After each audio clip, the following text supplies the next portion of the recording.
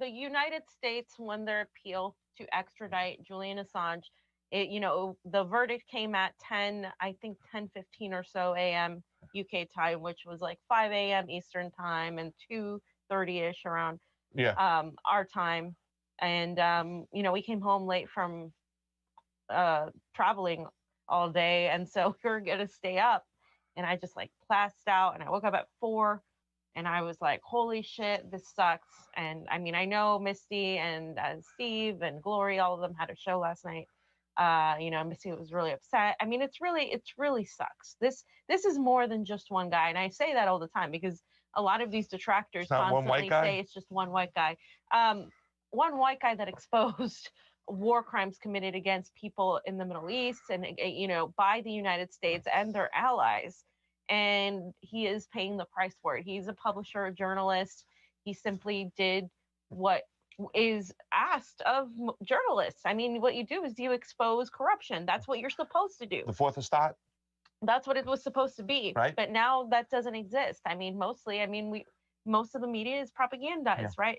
And so, and we're going to have some people on as soon as we can to talk more about this whole thing. But a free and open press is supposed to keep the government intact. It's supposed to be the guard dog, right? Watch the government. What are they doing? Report on it. Let the people know. But we don't have that, like Fam said. Now we just have a paid propagandist media out there that's just pro-war, pro-corporation, sponsored by those guys. You know who sponsors everybody over there. And that's what we have nowadays. So it really is a shame because Julian Assange, now there is nobody out there as big as Julian Assange who pulled back the curtains on the American empire and what they do. So when they say Julian's just one white guy, well, this one white guy exposed how racist, how fascistic, how authoritarian the United States empire is, especially overseas. Collateral Murder was one of the most famous films out there. Yeah. How they can just mow down journalists in Iraq without even having a concern or a pulse, it seems like. They didn't even care. And that happens almost every day out there. So that's what he exposed. And without Julian, we wouldn't know how awful, we wouldn't have the proof on how awful the American empire is, and how bad the DNC was, and how they were cheating Bernie. All this information, all he did was present us the truth. So he is not just one white guy. He is the one white guy that exposed the empire, unlike nobody. Yeah, unlike anybody else. And so let's just start real quick. Kit Clarenberg said, breaking, the U.S. government has won its appeal in Julian Assange's extradition case. This is an absolute travesty, and it behooves anyone and everyone who cares or claims to care about him to do everything they can to fight this with every ounce of energy they can muster. And also from WikiLeaks to this morning, breaking High Court decision, grave miscarriage of justice as Julian Assange's fiance, as a UK court overturns an earlier decision blocking the extradition of Julian Assange to the United States. So guys, just to refresh everybody's memory, was it this year, Judge Vanessa Bracer, ruled that the extradition was against the extradition because of how terrible the U.S. prison system was. And this time, of course, they were able to say that they believed the United States would hold its part to make it not so terrible, essentially. And we're going to go over the specifics of what they use, which is the not so terrible. We're not going to torture them that bad. They're trusting the United States' word, essentially, which is, why the hell would you trust anything the United States? The country that tried to kill him, that we know now. We knew, but we confirmed that the CIA had a whole plot to kill him. So how are you sending him to the country where they were plotting to kill him? It just defies all logic. I just can't wait to hear people say, well, the United States is agreed not to torture him that much. Or something of that nature. They're going to tie him down, fam, and tickle his feet with a feather. Yeah, that's essentially what they're saying. Okay, so from RT, the UK High Court has granted the U.S. government's appeal over the refusal to extradite WikiLeaks co-founder Julian Assange, opening the door for his eventual trial on American soil on espionage charges. By the way, we won't see that trial at all. In January, a district court denied the U.S. extradition request, citing the vulnerable mental state of the publisher and the possibility that he would take his own life if subjected to the brutal prison conditions in the U.S. The High Court's ruling is not final. It can be appealed, and it's already being appealed. They're appealing it as soon as possible. Assange's fiance, Stella Morris, called the decision a grave miscarriage of justice, and it's been remitted to the Westminster Magistrates Court in the UK. And this is what she said. The next one, it's shameful in every, this is what the editor-in-chief of WikiLeaks told RT, it's shameful in every respect that the UK wants to extradite Julian Assange to the US, the nation where top officials have purported plans to snatch or even assassinate him. Yep. We are dealing with a nation where individuals on the top level at the CIA and the White House contemplated kidnapping or killing Julian Assange. Kristen Hobson said, referring to a Yahoo News report detailing the CIA's hunt after Assange under then director Mike Pompeo. So this is nothing new. And this is more of what he said. He said the High Court in London just came to a decision on UN Human Rights Day. By the way, yes, it's International Human Rights Day, and it's the last day of the Biden's Democracy Summit, which is hilarious to me. And we're going to mention that too, that it is okay to extradite an individual to a country which contemplated killing that individual. That is shameful in every respect. And it is absolutely shameful, fam. Yeah. And so anything you want to say? No, I mean, it is a big joke. We know what's going on. Let's just continue to go along with this. I mean, I didn't think they would get this done. I thought the objective of the United States would be to make sure that Julian would just rot in the British prison and die one day. You know what I'm saying? But, you know, they got it done. They got him over here, and they wanted to get this done. And, you know, I feel like I've turned into a pessimist, or more. It's just I felt like this is what they were going to do. Because they're basically killing him slowly. This is a slow death because he's not okay. Yeah. He's, you know, I think one of the all of the journalists that were able to attend the virtual court described him as, you know, not looking good, like looking like he's aged, like he's not, you know, like the physical part and the mental part, and then of course the mental part that has been proven with other doctors. So they're killing him slowly because now there's going to be an appeal and it's going to take forever. This is not going to end here. I heard that he's okay because he went and asked for an extra orange juice in the cafeteria. Yeah. So they deemed him okay. They literally said that, by the way. No, he's all right. He went and asked for an extra orange juice. He's all right. So there is video outside of the court. Our friend Ahmed Cabello was out there in London reporting, and so we're going to show some footage from what he said. To appeal to the Supreme Court on this decision. 100%.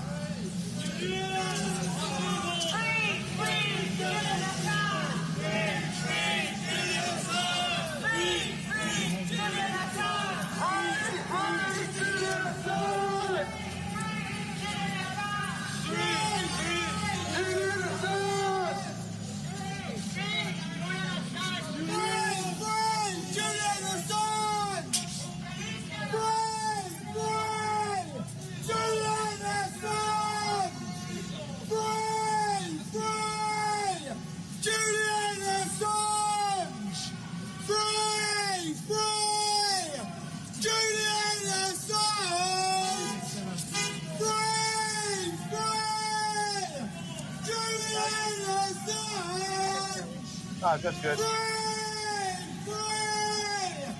Oz. Yeah. So that was them marching in the streets. Did you want to go right to Ahmed? Yeah. We'll go to the next clip with Ahmed Cabello. Yeah, he's going to explain pretty much what happened. So the persecution of Julian Assange continues. I'm outside the Royal Courts of Justice, where a Court of Appeal has overturned the judgment made by the court in January here in the UK, meaning that Julian Assange can be extradited to the United States, where he might face up to 175 years in prison. Now, this was always on the cards because of the worrying court judgment that happened in January. Many people celebrated it as some sort of victory. It was not. The judge did not defend freedom of press, did not defend the right of Julian Assange to publish material that is overwhelmingly within the public interest. She didn't defend those arguments. She didn't didn't defend the fact that the United States government had tried to kidnap and even assassinate Julian Assange. All that was dismissed. She decided not to extradite Julian Assange because of mental health reasons and because of risk to suicide, which was a very troubling precedent for freedom of press going forward, and it always laid the ground for a decision to be overturned, like it has been today by the Courts of Appeal.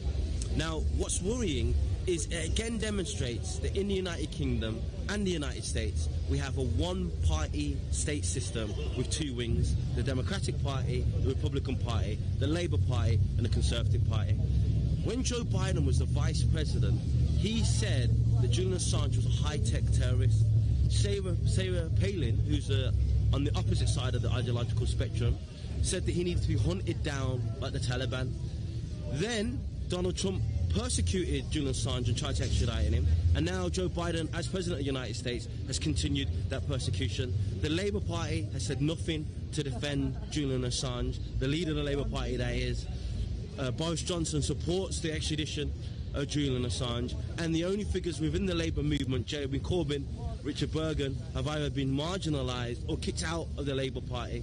So it's a very sad state of affairs, and it shows that the UK and the US are going to continue this disastrous, aggressive foreign policy in the Middle East, and they don't want the British and American public to know about their crimes and about the civilian casualties that they leave in their wake. Yeah. Right. So it's important to know what he said is extremely important, actually. When this happened in January, we were there in front of the Department of Injustice. You know, a lot of people were cautious in their joy because in Washington, in DC, because Judge Vanessa, Brewster actually did not do it based on defending that he did nothing wrong, that he was just a journalist publishing. She did it based on, you know, his mental state being in the a U.S. suicide risk. system. And so then that allowed for the appeal to go through, saying that they were justified. And so that's important to point out also that you know what he said, that it doesn't matter. You know, during the Obama years, they were they persecuted more journalists and whistleblowers than anybody else. And then Donald Trump did the same thing, and now Joe Biden. Why does that happen? Because these aren't really the people in charge. The people in charge are the national security state apparatus, including the State Department. So that's why this happens. Hillary Clinton said that she wanted a drone. Can't we drone him, is what she said. People like Bob Beckel were on Fox News saying we need to whack this guy. The Democrats were embarrassed by what Julian produced, right? You know, a lot of people turned it into he's working for Donald Trump, he's working for the Russians, but that's just not the case. He's even exposed Vladimir Putin before WikiLeaks with his money offshores and stuff. One thing I do want to point out, fam, because when you had the video up when they were marching, there was a sign that said something about Thorbison. The thing that's really crazy, since the last decision that Judge Brewster made in January, and now the top witness that the FBI had actually, according to Julian Assange's father, turned Turnbull. So he recanted his whole statement. This was their number one witness. So things statistically and on paper actually should have gotten better for Julian Assange. That's why I think a lot of people had some high hopes coming in today. It's like, all right, well, their case is falling apart. Maybe this is going to swing the other way.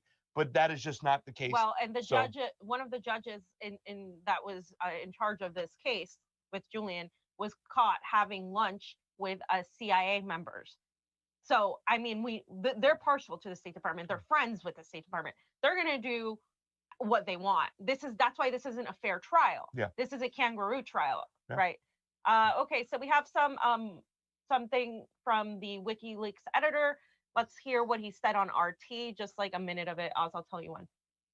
Reaction to all of this now with the WikiLeaks editor-in-chief, Kristen Hrafnsson, and we appreciate you coming on at such short notice. What's your reaction then to this court's decision this afternoon? Well, it's actually unbelievable and so ironic that this decision should be handed down on the United Nations Human Rights Day. This is unbelievable that the appeal court should overturn the magistrate court decision, and on the basis that the United States had given assurances that they would treat Julian fairly and he would get treatment and be housed in an adequate jail and could even serve his sentence if he gets one in Australia. all of these so-called assurances have been investigated by human rights organizations such as Amnesty International, and found that those assurances are not worth the paper they're written on. They are simply not reliable. But this is the only reason why the High Court decided to send this back and overturn the decision of the Magistrate Court. This is, of course, will lead to an appeal by Julian now, if the Magistrate Court, which she will undoubtedly do, changes her ruling and sends the case to the Secretary of State for extradition. But this is not over, but it is a dark day for journalism, that this is still ongoing after all these years, that Julian Assange is still in Belmarsh prison, having been on remand for 2 years and 3 months, which is in itself a human rights violation. When it goes back to the lower courts, what evidence... Yep. Okay, guys. So we just wanted to show that, and I mean, this is ridiculous. It's going to go straight to basically the U.S. State Department. Basically, that's. I mean, this is. Yeah. So a lot of people were like, yeah, but this is the UK deciding. No. This is the UK doing the work for the U.S. This is the UK doing the bidding of the United States. Yeah. This is the United States having international jurisdiction over the free press, literally making an example out of Julian Assange. That's what people need to understand. They're being the bully that is driving the force. Now, of course, they have this close relationship, right, with the UK. So that's why this is no surprise. When you just talk about United States, UK, France, Israel, they're all acting together. Who's the fifth? The Five Eyes. Yeah, the Five Eyes. I mean, Australia is now the fifth eye because they've joined a part that, very and a very poor decision in my case, but that's something else. Let's talk about whistleblower Craig Murray. Yeah, who was there? As well. He was there in solidarity, and he had a few words to say. Let's listen to what he had to say.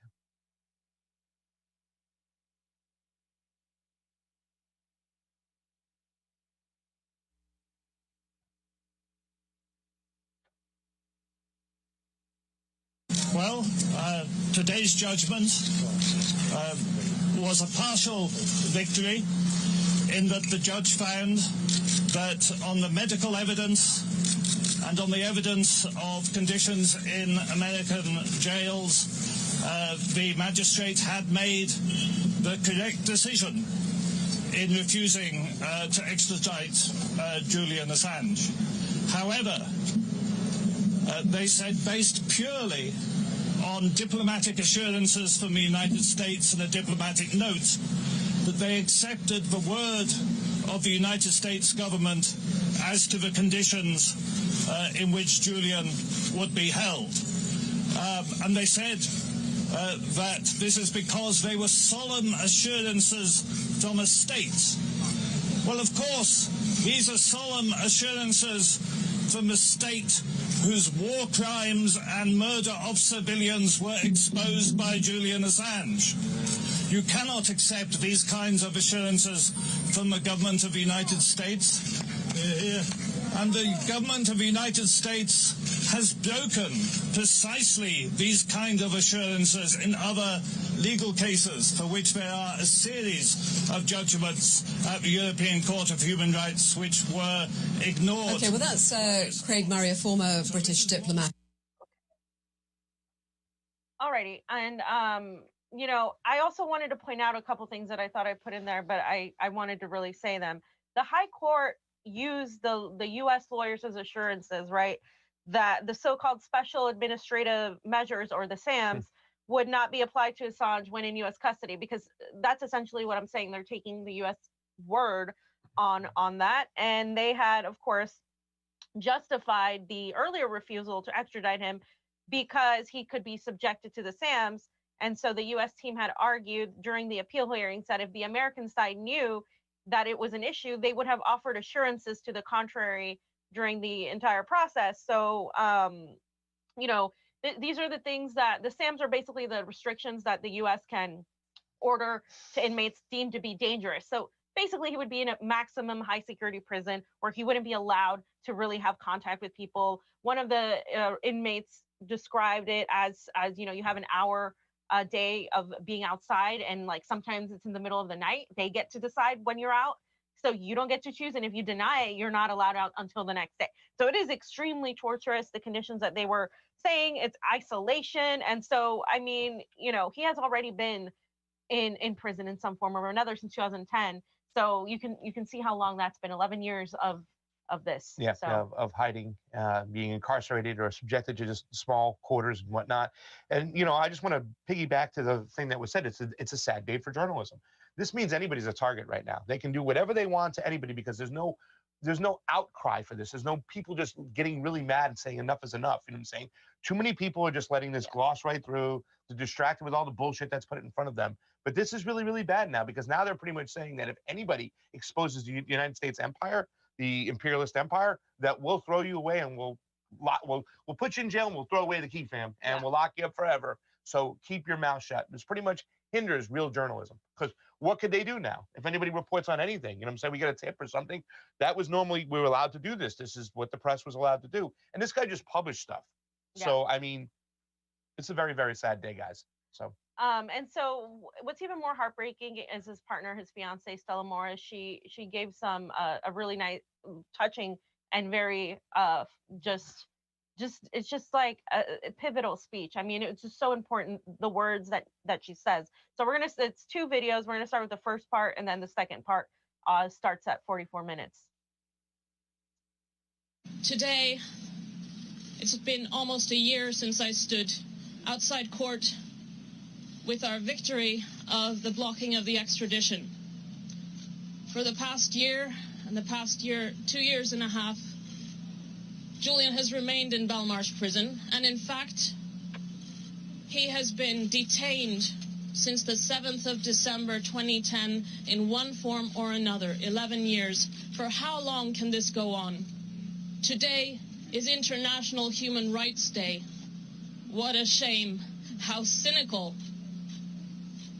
To have this decision on this day, to have one of the foremost publisher, journalist of the past 50 years in a UK prison, accused of publishing the truth about war crimes, about CIA kill teams. And in fact, every time we have a hearing, we know more about the abusive nature, the criminal nature of this case.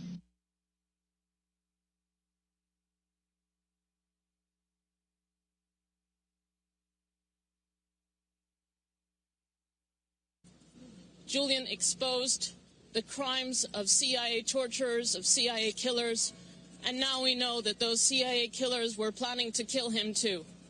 How can this court, how can these courts approve an extradition request under these conditions?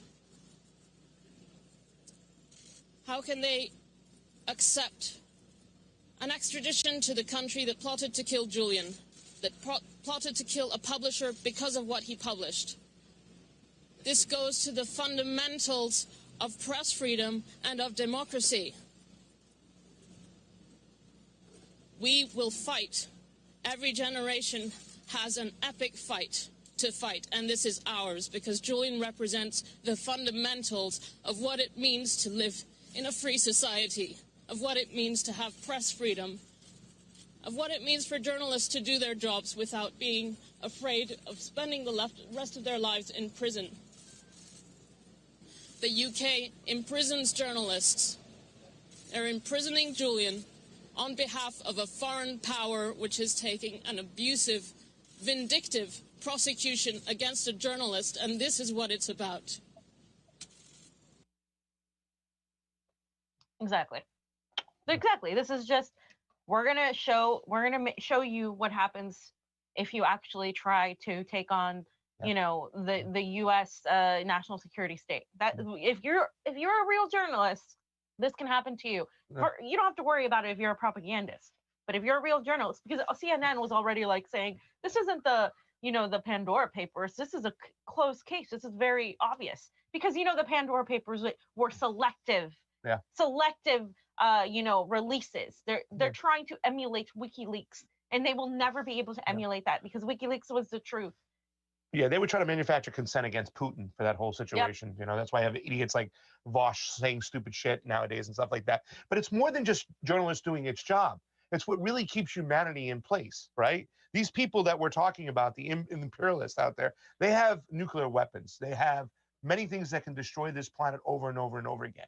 And if they can manufacture consent and control the narrative, they can force us into another war. They can force us into invading another country, having another regime change. They can force us into jailing and silencing people that they disagree with. And the sad thing about it is that we have so many cheerleaders on the American left that are going along with this, will saying, well, he shouldn't have done this stuff. Look what Julian did, you know what I'm saying? Or he's a rapist. Computer crimes, he's a rapist, whatnot. He's just one white dude. It's just sad right now because now the empire can do what they want. They can create any narrative. And if you speak out against them, if you just simply try to show the American people or the world the truth, you will now get thrown in jail and they will throw away the key and they will mentally torture you until you die. So today, not only did freedom of press take a beating, but freedom of speech took a real big beating today. That's something that Julian Fathers always talked about. This is about the First Amendment. This is not just about my son. And so just wrapping up here, this section, Julian Assange's lawyers are going to, the defense team are going to appeal.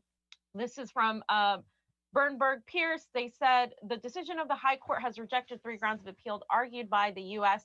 It upholds the judgment of District Judge Vanessa Barrister as correct. On the basis of all that she heard, it would be oppressive to extradite Mr. Assange to the U.S. given his mental health and the harsh conditions he would face in U.S. prison. The High Court allowed part of the U.S. appeal, which provides assurances which were given after the evidential hearing by the district judge and only after the Judge Barrister's judgment. On behalf of Mr. Assange, his lawyers will be seeking permission to appeal this decision to the Supreme Court. The application to do so has to be made in writing within 14 days. Any such appeal to the Supreme Court would relate to the question of the assurances. Appeals on other important questions, including questions of free speech and on the political motivation of the U.S. extradition request, have yet to be considered by an appeal court. So they can't appeal it on that basis. They can only appeal it on the assurances, meaning that perhaps the U.S., we know, but that the argument would be that the U.S.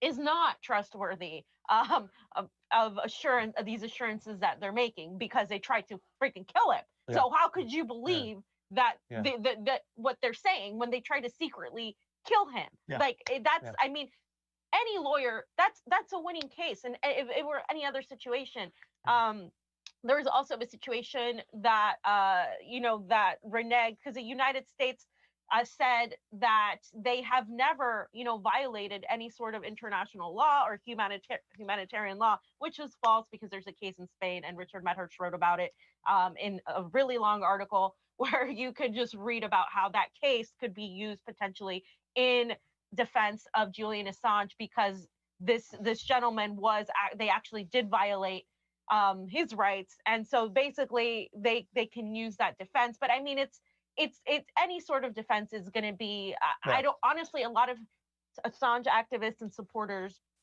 are pretty much at the point where they're like, we're not going to get him out via a clown show of a judicial system that there is not. There's not one in the UK. There's not one in the United States. Yeah. So what we're saying is we're going to have to get him out in other ways. And so people are starting to be like, okay, now what do we do? Because if you push people to this brim where the electoral system doesn't work, the judicial system isn't working, we're in the same situation here. How do you get change? The only way to get change is through direct action. And so I think that's where a lot of people are going. Well, the thing that's really a shame too is that we have to argue, the defense is going to have to argue based upon the merits of the treatment of the United States, whatnot. They're not going to be able to even argue based upon the merits of what did Julian really do that was legal. You know what I'm saying? Now the argument, the debate is taken to a different level here, a different area. It's like, okay, now we have to talk about the treatment. So the argument is not even, or the debate is not even where it needs to be, because at the end of the day, they lost their best witness. He's an Australian citizen. So why are they even jailing him in the first place? Now we go to a different area, and that's why we get away from what actually Julian did. And that's a shame too as well. And just to reiterate the fact that, here's Joe Biden saying renewing democracy is a defining challenge of our time. And he said this during his democracy summit. And I said on the second day of this FAR summit, the U.S. wanted to appeal to extradite Julian Assange, once again showing the world that democracy is but a slogan to them as they continue to commit war crimes in jail or censor the journalists exposing them. And you guys can see that Joe Biden gathered over 100 world leaders at a summit Thursday, made a plea to bolster democracies around the world, calling safeguarding rights and freedoms in the face of rising authoritarianism is the defining challenge of this era. And he talked about, he invited, of course, Juan Guaido, by the way. Yeah. He said, democracy doesn't happen by accident. We have to renew it with each generation. He did not point fingers at China and Russia, but he failed to invite the leaders of these nations, so they weren't there at all. Yeah. And they also used this summit to announce sanctions against officials in Iran, Syria, and Uganda, accusing them of oppressing their populations and being tied to corruption and criminal gangs in Kosovo and Central America. And of course, what I just said on the next slide, Oz, is that surreal. Biden invites Venezuelan failed coup leader Juan Guaido to the U.S. Summit for Democracy. Guys, I mean, the jokes write themselves, right? Yeah.